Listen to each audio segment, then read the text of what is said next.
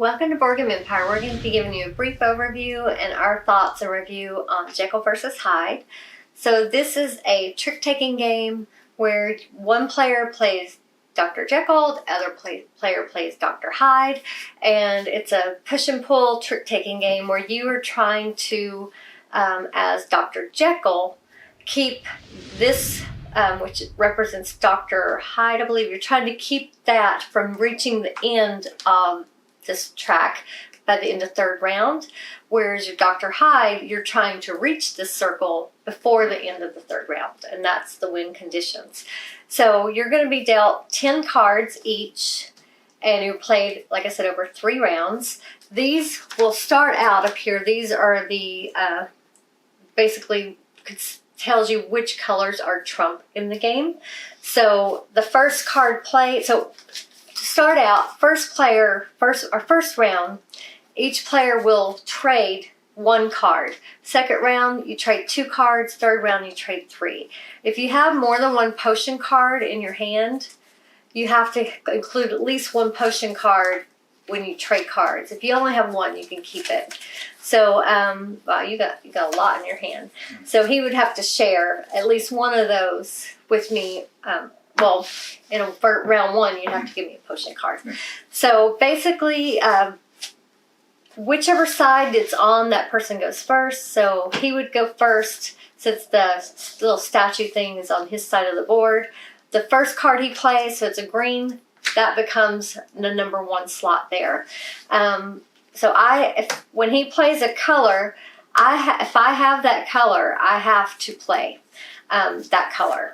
Remember, in this game, the focus is you're going to want to win or lose some of these tricks. Right, and I'll tell you why. I'll tell you why in a minute. So, when someone leads a color, you have to follow that same color. If you don't have a color, you can either play a potion card, and then, or you can play any other color. When a potion card is played, the highest number wins the trick.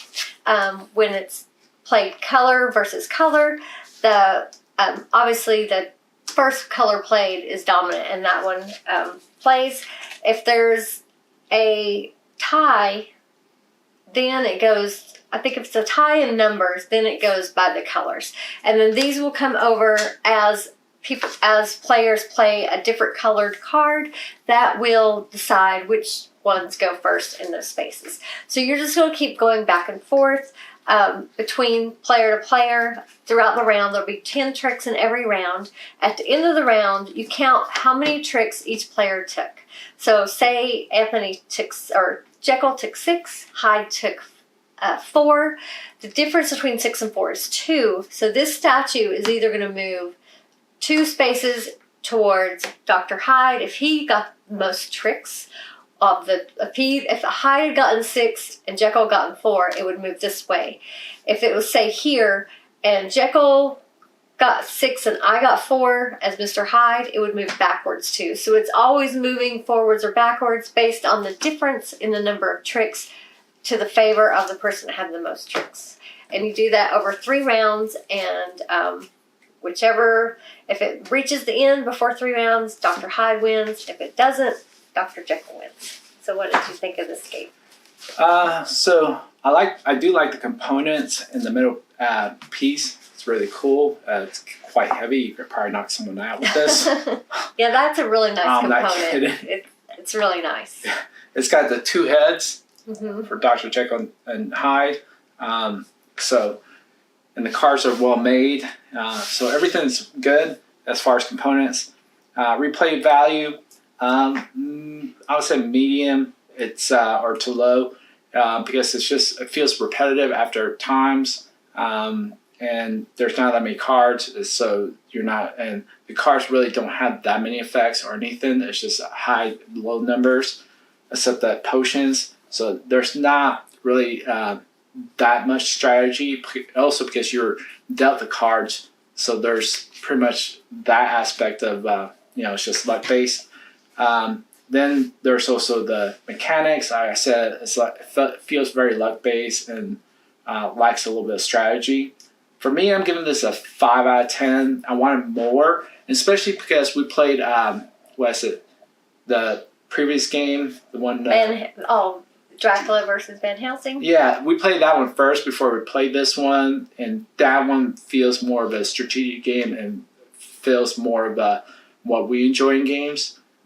This one just seems half baked, and I just wanted more.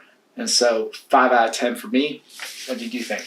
Yeah, and I would definitely. I saw someone mentioned in their review that I felt the whole time we were playing this is very unbalanced.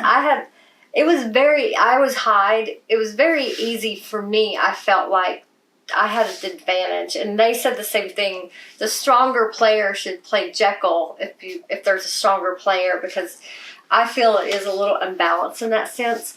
And like you said, it wasn't exciting, especially, yes, we did play the Dracula versus Van Helsing first, and that one had a lot more little twists, and when you discarded things, that one just had a little bit more uniqueness. This one is just your standard trick-taking push-pull game.